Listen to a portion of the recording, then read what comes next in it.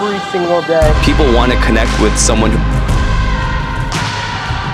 Self-expression is life. It is the challenge. It's a challenge of life. You can't get mad at other people for not seeing your vision. It was all about a grind. Like I said, I was selling CDs, DVDs, and clothes out the trunk of my Whatever car. it takes. Welcome everybody to the Hustle Chronicles podcast. I'm Zach Cohen. I'm here with Dave Macchia from Mosquito Squad. Dave, if you don't mind just starting off who you are, where you're from, and how we are together right now. Well, I'm a former franchisee of Mosquito Squad for the last 10 years. I was a franchisee and grew my business to be one of the largest franchises within our group. Amazing. So in 2021, the franchisor approached me and asked if I would be willing to sell my business, which I eventually agreed to. And currently I'm working with the franchisor with Authority Brands in their support team. That's amazing. And I know you've had a very long career in the franchise system and entrepreneurship world, but how did you even start? Well, it started pretty young. I spent just a couple of semesters in college and I decided, you know what, this wasn't for me. So I felt like if I got out into the world and was able to find a company that I could work with, that I'd make myself so valuable that ownership opportunity would present itself in some way, right? So that was my goal. I really didn't know anything about franchising, didn't know anything about businesses other than I knew I wanted to own a business at some point. And I was 18 years old at the time. Wow. So my first job where I thought, okay, I'm going to prove myself was at a local, it was kind of like a, I don't know, maybe a Walgreens or something like that, but it had a wide variety of products. They were just opening up in our market. I was pretty excited as an 18-year-old. I was a very hard worker, and I didn't make it there too long. The one thing that struck me, and I'll never forget this, was when I was working on the floor and we're setting up the display with no instruction. They just said, here, set all this up. I did it, and I was eagerly awaiting some feedback, and then came back and was really just torn apart by the floor manager. And I did it incorrectly. I can't believe how stupid you are. And that didn't last very long. Yep. So I left that job. Pretty disappointed, but I was like, well, I guess that's not for me. Right. Then I was working with a friend of mine at another job installing sprinkler systems, and he left to go work for Jiffy Lube. And this is when Jiffy Lube was just starting out. It was an emerging brand, and he convinced me to come work for them. And the long and short of it is I was really good at that concept. And at 23, I eventually became a partner in the small local franchise. We had one location, and we're developing the market, and we're developing it pretty quickly. Because I had a knack for it and I understood the model pretty quickly, they gave me an offer to be a leader within the organization, and in 15 months, we opened up 5 locations. Wow. So it was pretty rapid expansion. My job was to hire and train all the techs and open up all the locations. So at that point, I was a district manager running these locations at the age of 23. So getting a lot of real world experience in running this franchise concept. And fortunately, one of the owners had a strong belief that the person that was running the operations really should have a vested interest in the business. And that was his belief in business. And I think I was very fortunate to be able to connect with Peter Clark, who's my mentor. Gave me an opportunity to buy into this franchise. And at the time, we were actually losing money. And everyone in my life was telling me I was crazy. Right. Because I was, committing financially. I was buying a portion of this business. We were negative maybe $100,000 at that time. Yep. It was mid-year. So was able to turn that P&L into a profit by the end of the year. Incredible. So that was pretty exciting, and now I've got a small equity ownership in this business of 5 locations. Fast forward, a couple of years, I start getting antsy and I want to really expand, right? So my partner had sold his other franchise of 49 locations. Wow. So he was pretty much, He was done. he was comfortable. Yeah. In fact, he was willing to, he wanted to sell our locations. We had 6 at the time. And I just remember when he came to me and he said, hey, the buyer of our other locations is interested in these. So I said, well, I was devastated because I knew the money that we could get for 6 locations at that time at my age was meaningless because I was so young. So I looked at him and said, well, I'll do whatever it takes to buy you out if I have to. I'll make it happen, so just tell me what the number is. So he saw the passion and he knew that, okay, maybe this isn't the right time to exit, and decided not to sell. And chose not to act on that offer at the time. And maybe he knew I wasn't ready. That might have been part of it financially. And I really wasn't at the time. I had no idea how to raise capital or even talk to a bank. So, continue to run the organization, started to buy existing locations around us with my partner Pete, and also started to buy competitors and rebranding them. Bought company-owned locations from the franchisor. And then from there, an opportunity came up to buy his brother-in-law's locations, and he refused to buy them because it was more of an ego thing. Right. And at the time, it was a lot of money. It was $1.8 million for 3 locations. And it didn't include the real estate, just the business. And I said, look, I'm doing the math here. This is a good buy. We should buy these locations. And he said, I am not giving my brother-in-law $1.8 million. So I said, well, do you mind if I buy them? Right. Because I had I'm running this company now, and I'm the president. We had 9 locations at the time. And he said, yeah, go ahead. So by that time, I established banking relationships because we were buying all of our real estate. Had relationships with our oil provider, which was Pennzoil, where they would provide loan guarantees for us. So I was able to buy those 3 locations, 100% financed, no money out of pocket, and have $135,000 in working capital from the oil company. So all of that experience in running the company and dealing with the banking side of the business really helped me to take that big step of owning 3 locations outright myself. And so that really was what moved me forward in my career. And how old are you at the time? At that time, I was probably 30, 33 by that point. I had made it clear to him that I was interested in continuing to grow. And my partner was getting older. He was moving on in life and was not interested. So I had visions of owning 100 locations. Wow.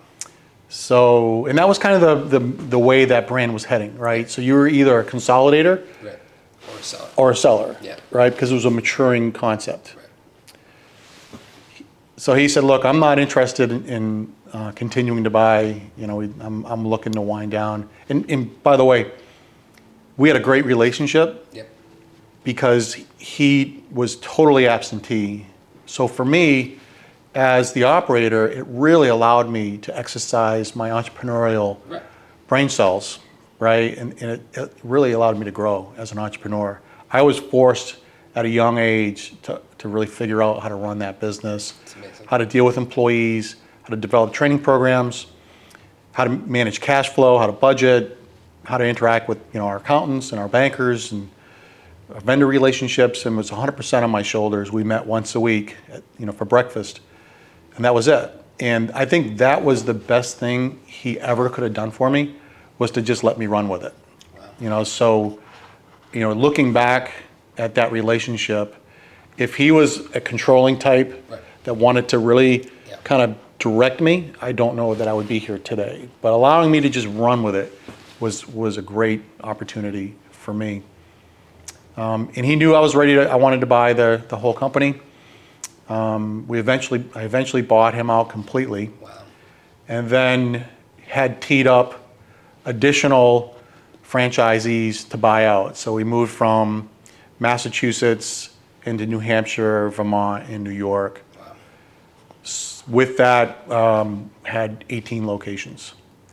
So this now, I was 38 at that point when we were running 18 locations. Got approached by one of the larger franchisees, the largest at the time, and he said, hey, we'd really like to buy your locations in the Boston market. And I said, well, we're not in the Boston market. We're outside. We're not. He looked at me and said, I'm telling you, you're in the Boston market. And I said, okay, well, that's fine, whatever. Yeah. Kind of threw some numbers around, and made me an offer at the age of 38 that I could not refuse. Right. So it was at the time, it was a huge number. And part of the deal for me at that time was they just wanted the operation. And of the 18 locations I owned, I own 9 of the properties. So it's a brick and mortar concept. Yep. And that was part of your exit strategy, was to use your real estate as a part of that exit strategy. In my case, I chose to keep the real estate so that I would have the passive income. And the bank that we were working with, which was City Capital at the time, had everything cross-collateralized and required, as part of the sale, that I have to pay off all that debt. The crazy thing was, at the time, I had $12 million in debt, so I was heavily leveraged. Right. The industry was changing. It was changing pretty rapidly. So I was feeling a little bit of that pain of the change, but they were eager to step into the marketplace and bought out the company. I was able to pay off all that debt and have pretty significant passive income as a result. So that was that journey, an introduction into the franchising world, right? So kind of started as an employee, worked my way through the management ranks, right? Then eventually became a franchisee and then bought out my partners. And it was an awesome journey. It really was.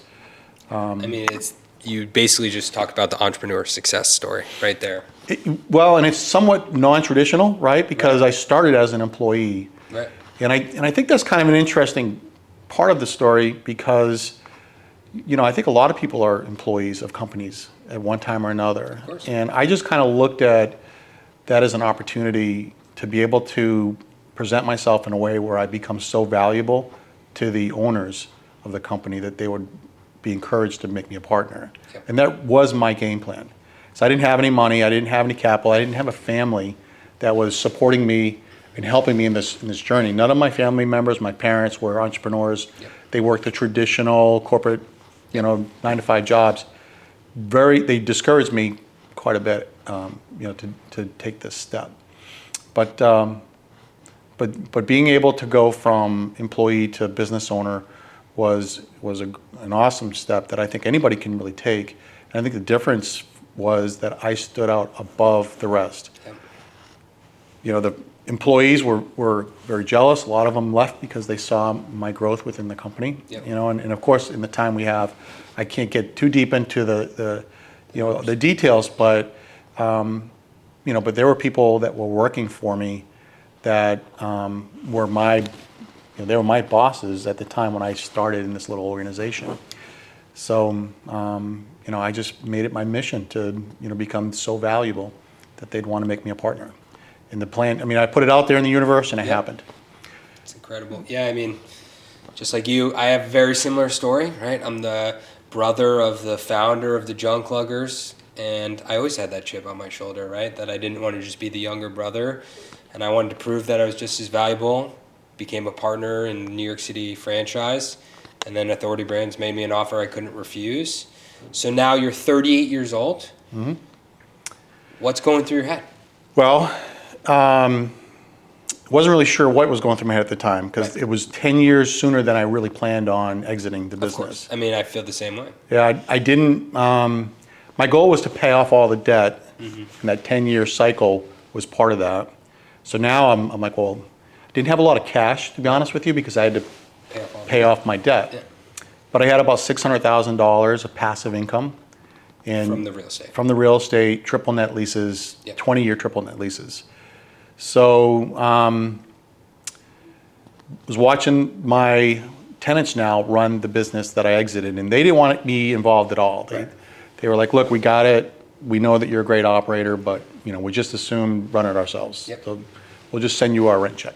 Thanks for just stay out of our business. So I said, okay, I'm fine with that.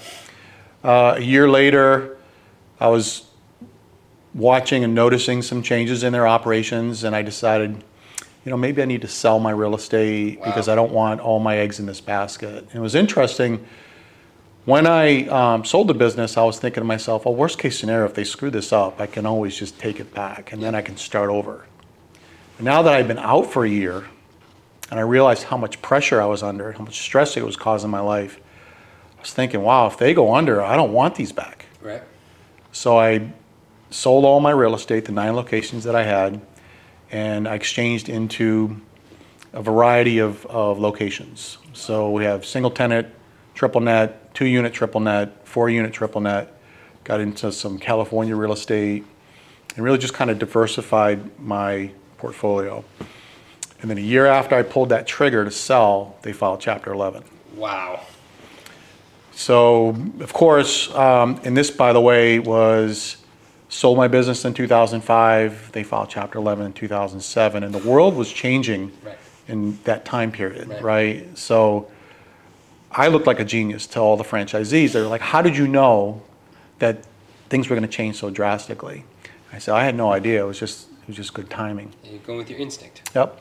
And I felt the change in the marketplace too. I knew our business was changing. Yep. I would sit at meetings. I was, one of the well-respected franchisees because I was so passionate about the brand, and a lot of what we developed within our locations was incorporated throughout the franchise. Yep. And one of the initiatives that we started that I actually wrote the code for was the POS system. And it's touch screen and it's very much visual for the customer. So it takes the customer through a journey. And it's a sales process. And that's all it was. And I saw in my mind that the customer just needed to be guided through the process so that we could take them to the close.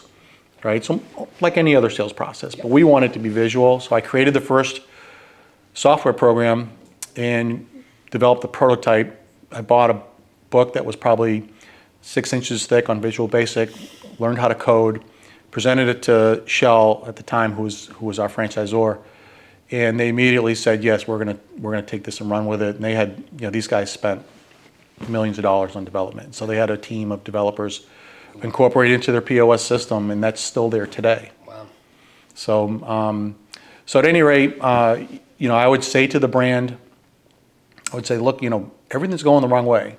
Our car counts are going down, our costs are going up, and if we don't change as a brand, we're going to have a hard time in the next few years. And that's ultimately what helped me to make that decision. When that buyer came forward, I was feeling those pressures. And in hindsight, it was pretty clear, that I might have been in that situation had I not sold. So the timing was perfect. So I kind of hung out at that point for quite a while. My daughters were young, and I thought, well, I'm just gonna hang tight here and just not do anything. And then someone hit me up with a franchise called We Buy Ugly Houses, Home Investors. Yep. Right? I've seen the signs. Okay, so they just kind of, I don't know how they got my name. They said, we're opening a franchise. And this was 2007, right after I sold. Right. So, and after I got rid of my real estate, I'm thinking, I'd really like to get into this real estate concept. Maybe acquire some residential properties, rent them out, flip properties, whatever. So that was a very short-lived real estate journey for me. Because the world changed in 2008, right? So I was in that business, was making great strides, and our franchisor was our lending source. So they were a hard money lender.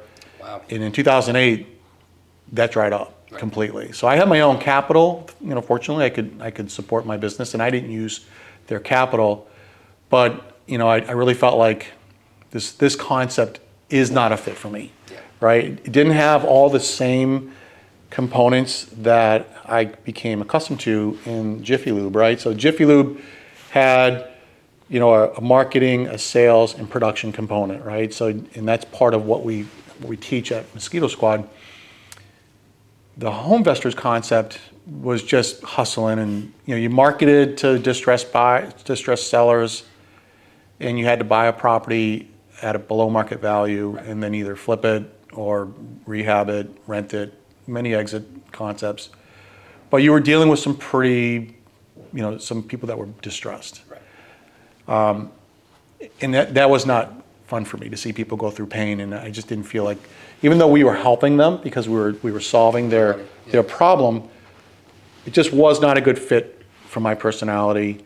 And with everything falling apart in the world, I just said, you know what, I think this is probably not for me. And exited the franchise. They were going through all kinds of problems, and they were like, I'm sorry to see you leave. But that was it. They didn't, Didn't try to get you back? Nothing. They Wow. sent me the paperwork, and they said, all right, just sign here that you're not going to sue us.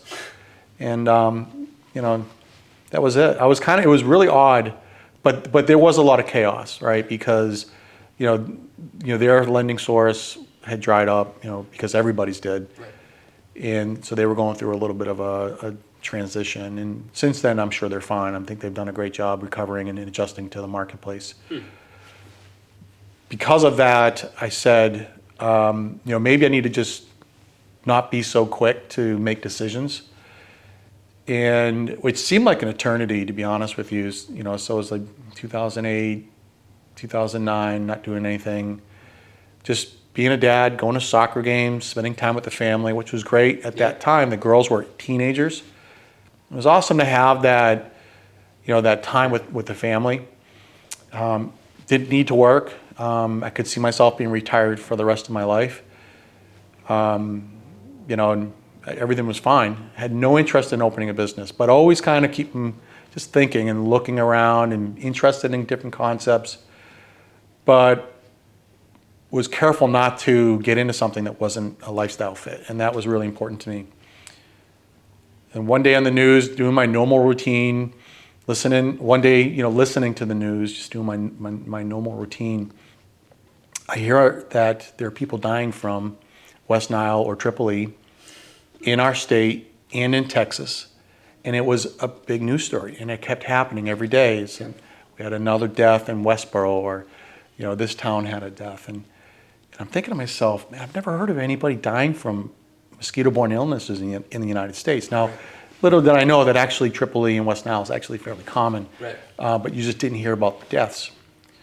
So immediately I started Googling, mosquito control, how to kill mosquitoes, because I'm thinking to myself, I could just hear my voice saying, if you can solve a problem for a consumer, then you can have a business. Yeah.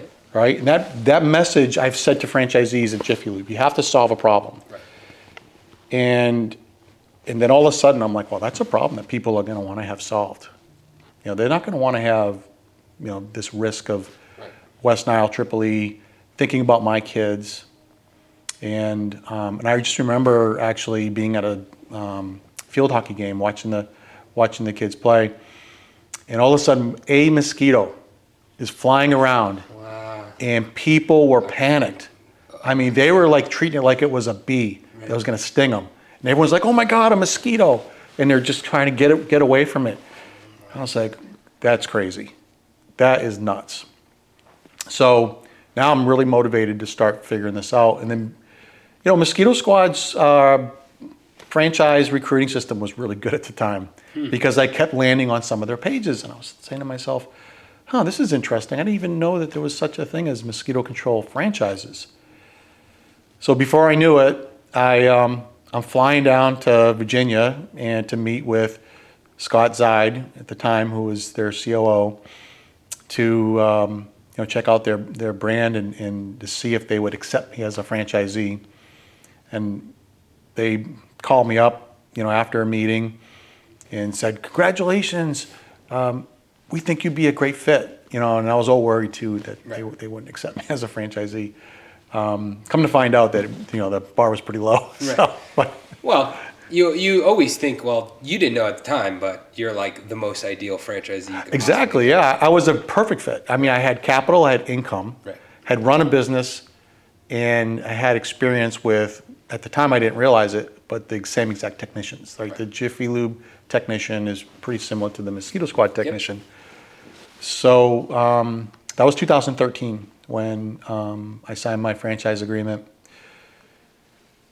And what I didn't realize when I started that business was it actually was almost identical to Jiffy Lube. And that is why I think I became so successful in the franchise. All of the skill sets that I learned at Jiffy Lube were transferable to Mosquito Squad. And the components were very similar. So there was a marketing component, a sales component, and then a production component, right? So that was very familiar to me. And the difference was that the sales was over the phone versus in person, right? So Jiffy Lube, you're talking face-to-face with a customer, and in Mosquito Squad, it's over the telephone. And then you're dealing with technicians, and there's training of those technicians. You have the training programs. I always, at the time, Mosquito Squad was very much, it was small, it was emerging, it was in year 5, and it was very much a mom and pop concept. It was, so you bought maybe a franchise. Right. If you were very aggressive, you might buy 2 or 3 locations. But everything was run out of one location, and you'd start in your home, and then you'd buy some trucks, and you'd expand from there. And if you had 7 or 8 trucks, you were really a big franchisee. So I kind of knew just from looking at this, I'm like, this is really not a mom and pop concept. I think this could be a multi-unit concept. And back to Jiffy Lube, we were a multi-unit concept because we had to be. We had brick and mortar locations. You had to have managers, assistant managers, district managers. Right. With 18 locations, we had an infrastructure, back office admin. And I said to myself, I think that we could recreate that in the Mosquito Squad model and really expand the footprint, right? Get that geography as wide as we can, and then develop this multi-depot concept that looks and feels like Jiffy Lube, right? So it took me a little while to figure it out. Started out in year 1 with about $180,000 in revenue, which was, that was setting a record. Oh, really? It is setting a record in that business. Wow. What was interesting with that first year, Boyd Honeycutt, the founder, heard my story. So he called me up after training, and he said, we really want to see what happens to this franchise if someone spent more money on marketing than what we require. So it was $25,000 was the minimum marketing spend. And he said, we'll contribute $10,000 to your budget if you'll commit to another 10. Wow. So I said, yeah, absolutely. I wasn't planning on it. Sure. I was like, yeah. And I said, I'll take that offer. Now I spent like a drunken sailor. I was so fired up. I spent $80,000 in marketing dollars, way too much money. But what we discovered by accident, because of that, that offer, that our marketing was very scalable. It was very frustrating to not answer the phone because we were becoming overwhelmed with calls. And I think in hindsight, had I known then what I know now, I think we probably could have done $600,000 or $700,000 in revenue. So learned a pretty big lesson in that first year of running that business. But what it did for me is it really got me fired up for the business. I'm like, wow, this business is really interesting.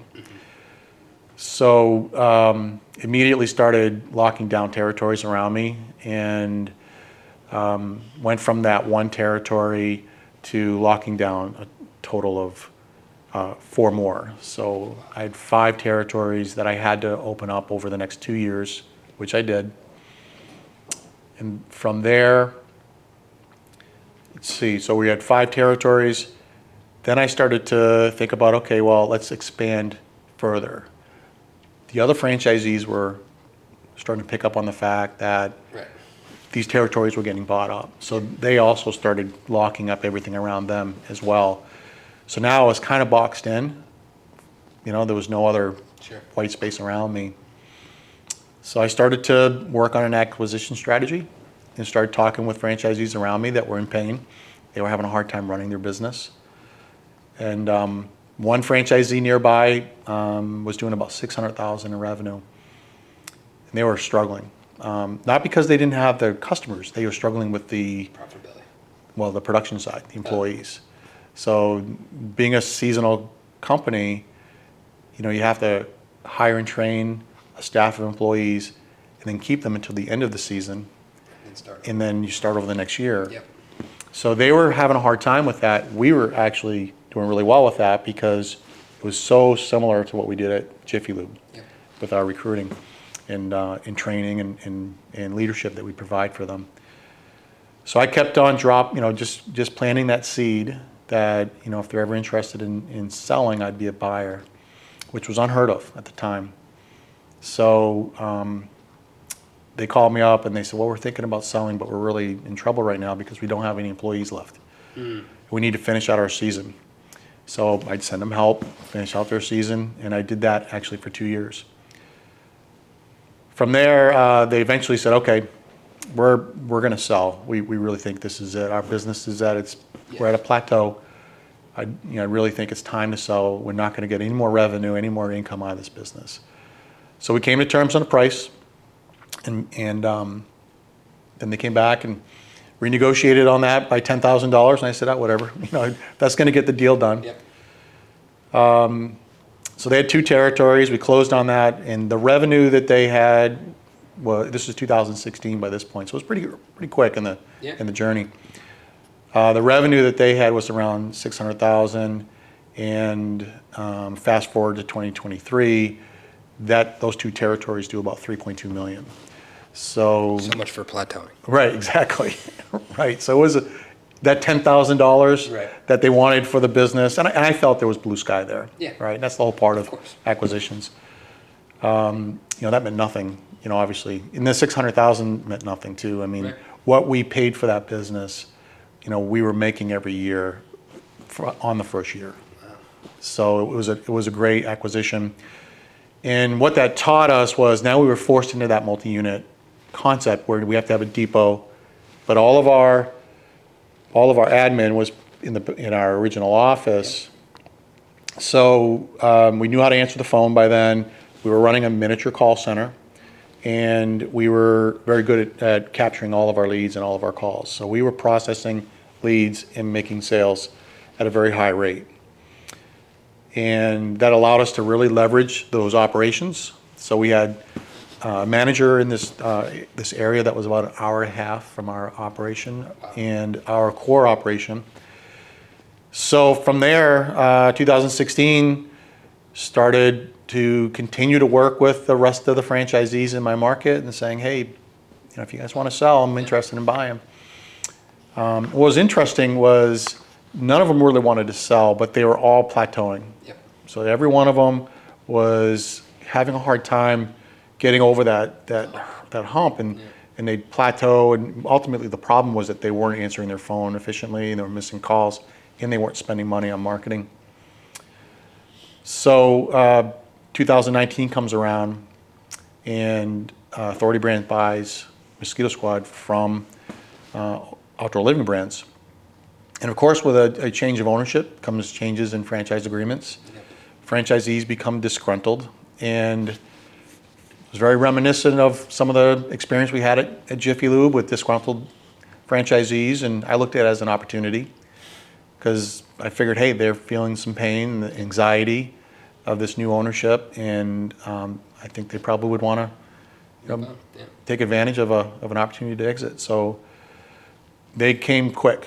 First one franchisee called, and I bought his franchise, and then that led me to in the same year another franchisee. He's like, look, I want to sell, and that was in New Hampshire. Those 2 locations were going backwards in revenue. One did about $530 in revenue. The other one did maybe, it was around 800. The very next year, they both broke $1 million. The year after that, 1.5 and 1.6 million. Wow. So just kind of applying the formula that we had developed Yep.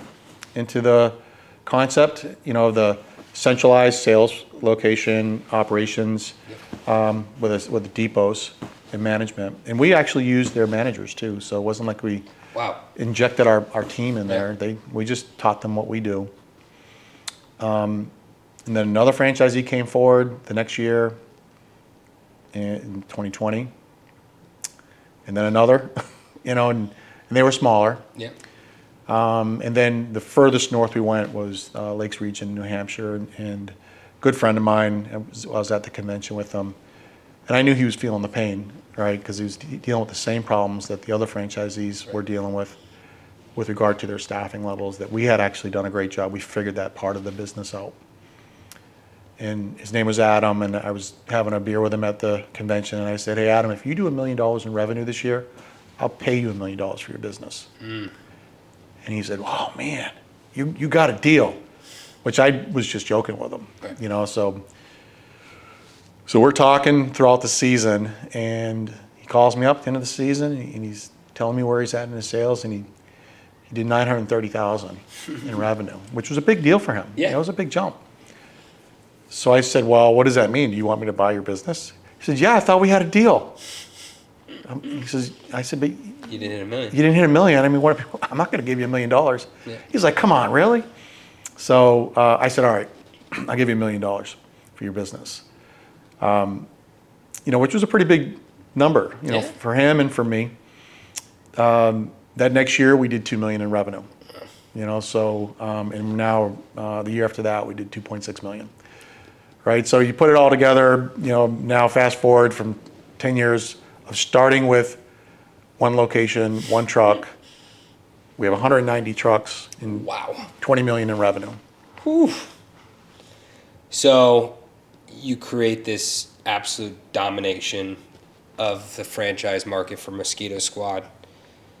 Now, obviously, I know a lot about your story, but if you don't mind just, now you decide to sell, right? And then go on to the franchisor side. So you're basically talking about what you talked about before, not even knowing that you wanted it, but how did you come across this opportunity after building such an amazing business? So the opportunity of selling the business. So in 2020, during COVID, new owner, new franchisor really wanted to provide added value to their franchisees. Because I was the largest franchise in the system, I was providing a lot of the support to the old management team. Yep. A lot of our training material was being used by the system. We were developing video training series for technicians because we needed it for our business. We needed it to scale. And we shared that with the system. So Tom Swift was the new CEO or new president of the brand, approached me and asked if I would join the support team and become the VP of operations.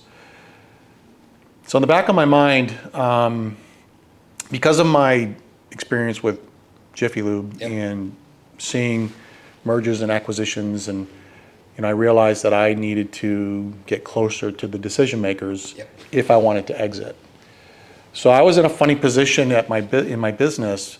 At the time, I was probably doing maybe 10 or 12 million, and I knew I was too big for another franchisees to buy me. So if I ever wanted to sell, This was it. I would have a hard time selling to a franchisee, but I was too small to attract private equity interest. So I knew that I needed to first off grow my business large enough to be attractive. And I had to get closer to the decision makers to make my pitch. Yep. So the thought of exiting the business was kind of in my mind due to my experience at Jiffy Lube. So I decided to take the job for that purpose of working with the team to get to know them. 1 year after I became the vice president of operations, Rob Whittle called me up and said, hey, we want to own the largest franchise in our organization. We'd like to buy your location. So it was a great opportunity to exit the business, and I think ultimately I would have sold the business because of the size to someone had I wanted to. Sure. But yeah, it was a great opportunity. And I know I just went through your training and watching all of your modules, but one of the most amazing areas that you've always focused on is systems and processes, right? Mm-hmm. That's how you can take it from one area and create and replicate it all throughout Massachusetts, New Hampshire. And, one thing that you talk about a lot is discipline without punishment, which anyone that owns a business knows is probably one of the hardest things that you are not taught and you need to gain experience to do. So do you mind just talking about Sure. what that concept means and how you applied it to Mosquito Squad? Interestingly, it kind of started at Jiffy Lube, right? So we started leveraging technology back in the day when we were using VHS tapes. Yep. And we had cameras all over our shops. And we were probably one of the first shops, definitely first in the franchise, Wow. to have surveillance, mostly for quality control, but when customers would come to our shops and say, oh, there's a ding in my car or whatever, we could watch it and see, did we actually cause this damage? So I knew the value of having that video documentation from that experience. And in the Mosquito Squad world, it's very common for customers to call us and suggest that perhaps we weren't even there or didn't treat their backyard. And when we got to about 15 trucks, we really started to feel that pain. Right? So we have a choice at that time. Absent of video, you can either just accept it and go back, which we knew for certain that it was never the case. It was never a case for us that our technicians were not treating the backyard. Right. The most important part of the application, where their customer spends their time, is the backyard, and it's just, we knew it wasn't happening. I would be out in the field and they would say that sometimes, early on. So it was just the customer losing track of the technician, or maybe not even being there. Right. And then with the advent of Ring doorbells, then it really became an issue because people would they get their brand new Ring doorbell and they're dying to, catch someone do something wrong, right? So we're the first person they catch and they think they've caught something, but all they can see is us ringing the doorbell. Yep. They don't see anything else. They don't see us in the backyard. So, so we decided at that point, we really wanted to have that video evidence so that, number one, we were certain that we were there. And figure, okay, we need to do something different here. So we incorporated body cameras into our technology. And what we found was that, yes, it was a great tool for our customers because we would be able to say, no, let me send you the video of us treating your backyard. It's kind of a no-brainer. But it also became an awesome training tool. Yeah, that's what I was about to get at. Yeah, it was an awesome training tool. We didn't really think about that when we started using it because it was purely, let's just take care of this problem of customers thinking we weren't doing what we say we do, which is a big deal to me because when it comes to matters of integrity, we take them very seriously. So as we were starting to work with the body cameras, we realized wow, we could really use this as a quality control tool. And now within our organization, we have auditors in each depot, and they audit our technicians once a week, provide feedback.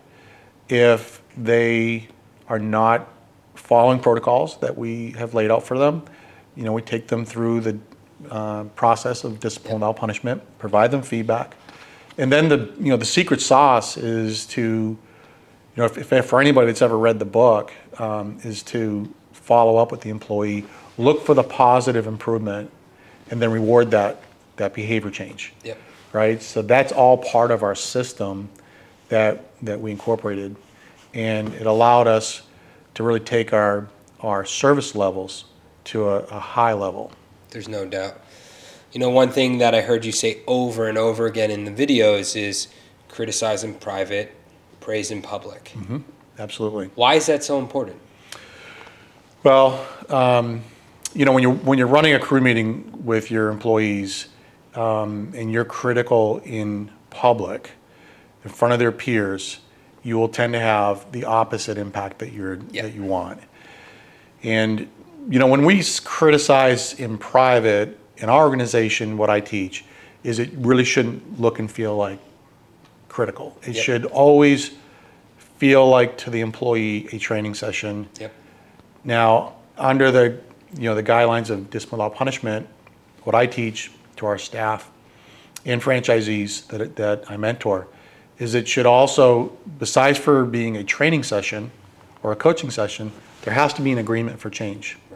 Because employees who agree to change or have a higher likelihood of changing. But doing that in private is critical, right? Because you don't want that employee to be defensive or feel like they're being picked on or singled out. However, praising in public really has an impact on the employee in a positive way. And it encourages the rest of the team to get that praise. Because we all want to feel appreciated, right? So if you think about the psychology of human beings, is we want to feel cared about and appreciated. And when we work for an organization that can execute on that, then we become loyal. So that's really why we teach that to our management team. I love it. It's so powerful and it's free, right? Like praising someone in public not only feels so good, but the dividends that you'll get from praising them in public it's such a huge return. One thing that I heard you talk about a lot, and it's something that really changed my management style, because I had a lot of people complaining that I was a dictator in the beginning, was How to Win Friends and Influence People. Yeah, so that's another book that really impacted me at Jiffy Lube. And, if you think about the employee relationship, again, it kind of goes back to that feeling appreciated and cared about. And that's really right out of How to Win Friends and Influence People.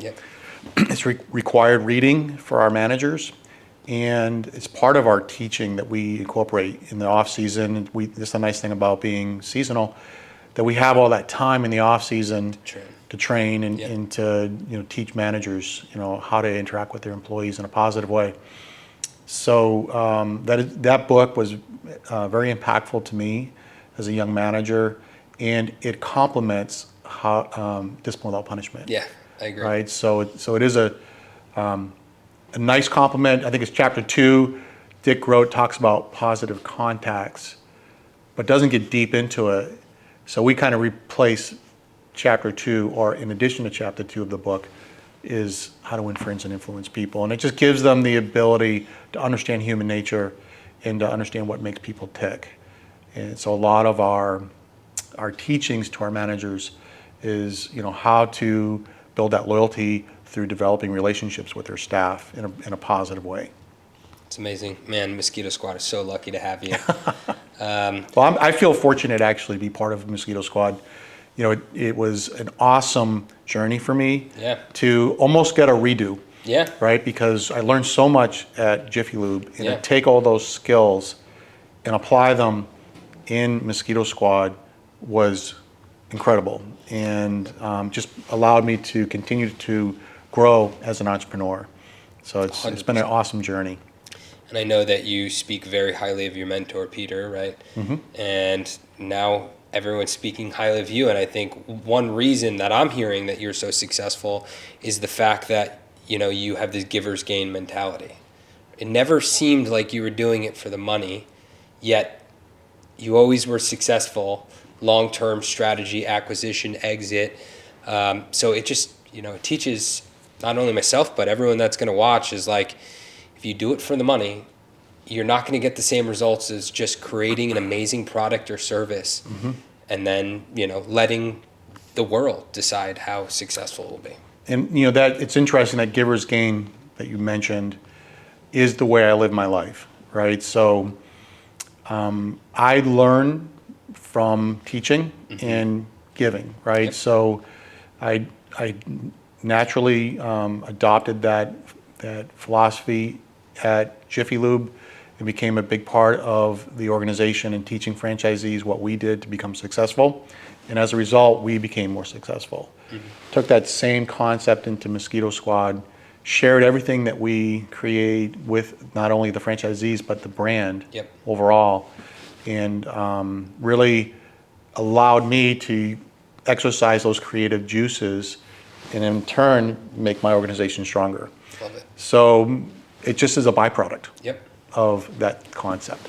I know you mentioned now, your daughter is in the franchise world. That's right. Yeah. So once I sold the business, she also worked for the business too. She worked for Mosquito Squad. So Really? yeah. So my daughter worked in the call center, and she, when I decided to sell the business, she was probably the first person that I went to, because she was a big part of our organization, and I told her that I had this opportunity, just like Peter did. Yeah. When he came to me, and I think in part she helped me to make that decision to sell the business, because she said, yeah, absolutely. I mean, if you get this opportunity, Dad, you should go for it.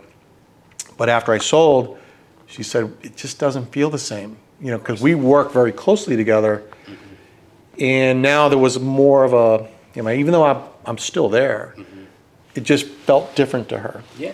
Right? So, we had some corporate disciplines and things of that nature that did feel different. Being my daughter of the, daughter of the person that was the leader of the organization, she really got to see some things within that company and build some of her entrepreneurial spirit.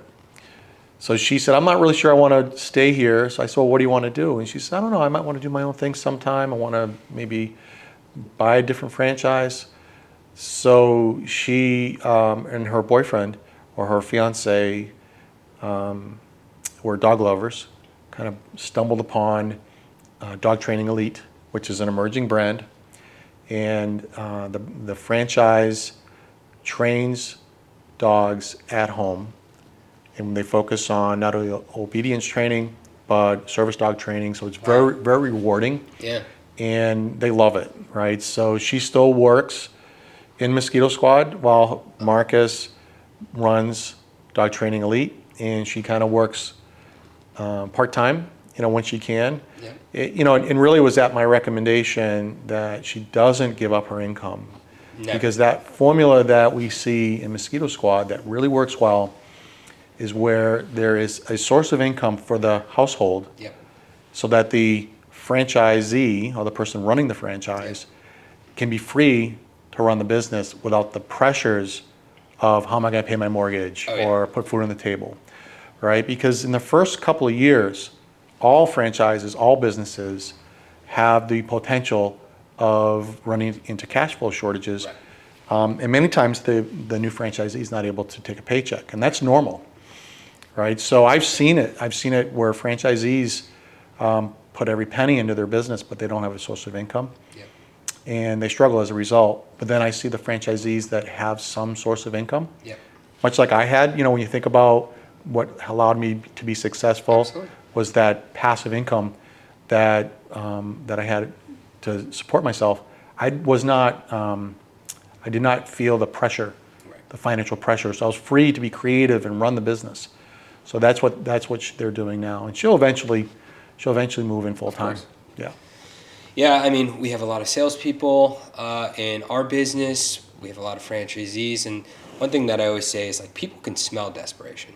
Yeah. It's very similar to dating, right? Like, Yep. if you're really desperate for a girlfriend, they can see, people can feel that, right? So it's important to not feel that desperation.